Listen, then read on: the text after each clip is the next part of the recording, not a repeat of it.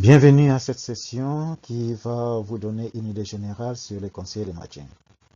La procédure présentée dans cette vidéo est pour les enfants bénis. Ça peut aussi être utilisé par les enfants Jacob si leurs parents sont impliqués dans les démarches pour le matching. Bien que cette vidéo a été développée avec la permission du département des familles bénies des États-Unis, elle n'est pas une vidéo officielle du département des familles bénies des États-Unis.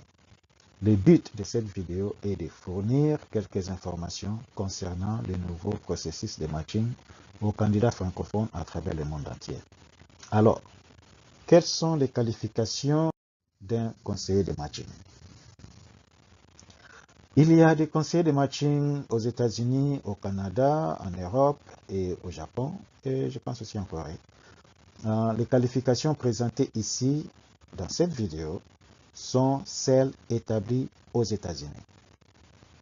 La plus grande qualification est que tout conseiller de matching soit un membre béni. Un conseiller de matching est un membre qui a été un couple béni pendant au moins une année. Aussi, un conseiller de matching doit être recommandé par le leader local ou par le leader national dans certains cas. Aussi, un conseiller de matching doit tenir à la discrétion. Alors, quel est le rôle d'un conseiller de matching? Le conseiller de matching a pour rôle aider les candidats à aider les candidats à trouver leur conjoint idéal. Dans le cas de première génération, un conseiller de matching occupe la position des parents. Mais vous êtes dans une génération ou enfant Jacob, votre conseiller de matching sera là pour vous aider à trouver un conjoint idéal, travaillant peut-être ensemble avec vos parents. Alors,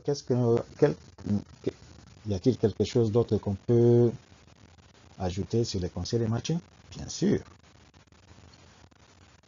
Les conseils de matching sont des bénévoles, ce qui veut dire que ils ne sont pas payés, ils ne sont pas rémunérés pour les services qu'ils sont en train de fournir à la communauté. Bien qu'ils ne sont pas engagés par le département des familles bénies, ils sont alors éduqués par le département des familles bénies. Nous devons aussi pas oublier que les conseillers de matching ont d'autres responsabilités, ce qui veut dire que le temps qu'ils dédient en tant que conseiller de matching est limité. Soyez concis lorsque vous parlez avec votre conseiller de matching. Bien que vous pouvez travailler avec plusieurs conseillers de matching à la fois, il est mieux de travailler avec un seul conseiller de matching. Si vous en avez plusieurs, soyez sûr qu'ils sont tous au courant de ça. Une autre chose, si vous travaillez avec plusieurs conseillers de matching, essayez de désigner un coordinateur parmi eux. Mon expérience est que c'est trop souvent contre-productif d'avoir plusieurs conseillers de matching parce que chacun va penser que l'autre va prendre soin du candidat. Rappelez-vous que les conseillers de matching sont des bénévoles qui dédient quelques heures de la semaine au service des candidats. Un conseiller de matching ne doit nécessairement pas vivre dans votre localité. En plus, ce n'est pas nécessaire pour les conseillers de matching.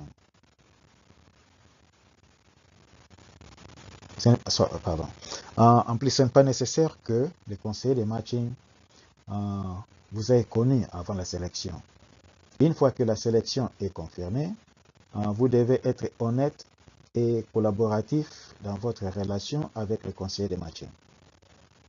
Ne soyez pas surpris si un conseiller de matching exprime le désir de parler avec ceux qui vous connaissent.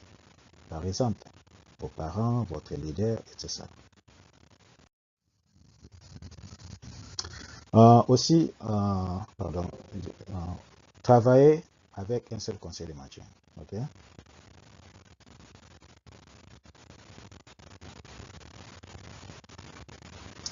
Ok. Comment alors travailler avec un conseiller de matching? Lorsque vous sélectionnez un conseiller de matching, la personne n'est pas obligée d'accepter. Ne prenez pas les refus comme une offense personnelle. Donc c'est possible qu'un conseiller de matching peut avoir beaucoup d'autres candidats qu'il est en train de représenter et peut dire que bon, il ne serait pas en mesure de te représenter. Donc ça, ce n'est pas, ne prenez pas le refus comme une offense personnelle. Si vous travaillez avec un conseiller de matching, vous n'êtes pas obligé d'accepter son choix de conjoint. Aucun conseiller de matching ne peut t'imposer d'accepter leur choix. Ça, c'est votre décision. Dans tous les cas, soyez clair avec votre conseiller de matching. Ok? Soyez clair sur vos désirs, vos préférences, vos décisions, etc. Alors, merci beaucoup pour avoir regardé cette vidéo. J'espère que ça va vous aider à travailler avec un conseiller de matching. Au revoir.